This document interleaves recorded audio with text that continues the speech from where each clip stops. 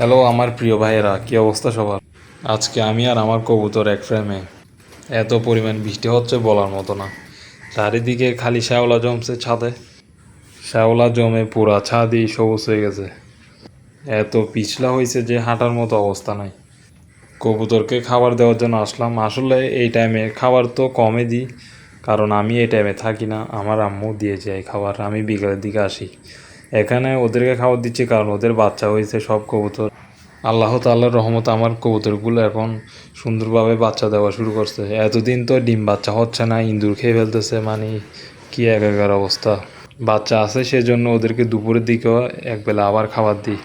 ওদেরকে এমনি ডেলি 3 বেলা খাবার দেওয়া হয়, সকালে দুপুরে বিকালে। তাছাড়া আর এমনি খাবার দেওয়া হয় না। দেখেন গ্রিড নিয়ে কি মারামারি করতেছে। আমাদের ছাদে কিছুদিনের মধ্যে নতুন কবুতর আনার একটা চিন্তা ভাবনা করতেছে। এখন কি কবুতর আনা যায় একটু জানাই। ভিডিও কোয়ালিটি দেখতেছি অত ভালো হচ্ছে না মনে হয়, কেন আল্লাহ জানে। এত পরিমাণ বৃষ্টি হচ্ছে যে মানে এখানে হাঁটা যাচ্ছে না, পিছলা কাচ্ছি খালি। বৃষ্টির কারণে পুরো ছাদ শ্যাওলা জমে, দেখতেছেন এগুলো শ্যাওলা, সবুজ সবুজ শ্যাওলা জমে পিছলা হয়ে গেছে গা।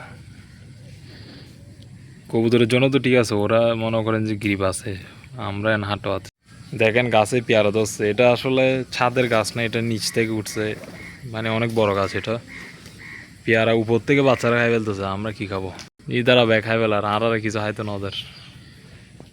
গাইজ দেখেন কবুতরের ঘরের অবস্থা। কবুতর মাশাল্লাহ ডিম বাচ্চা এখন হচ্ছে, আপনারা দোয়া করবেন সবাই। এটা হচ্ছে নতুন কবুতরের বাচ্চা, এ তো ওর বাচ্চা। এটা জোড়া হয়েছে মাশাল্লাহ। জানি না কি হবে, একটু অপরিষ্কার হয়ে আছে, পরিষ্কার করা হবে এমনি কিছুদিনের মধ্যে। গাইস নটটা দেখেন কেমন।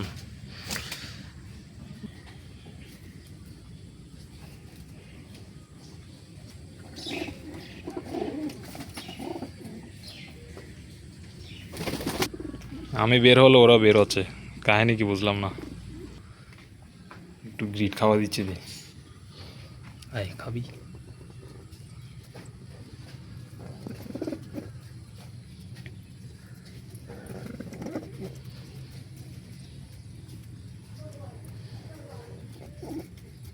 তো গাইস এই অবস্থা আর কি আমাদের ছাদে। দোয়া করবেন সবাই, ভালো থাকবেন, সুস্থ থাকবেন, আল্লাহ হাফেজ।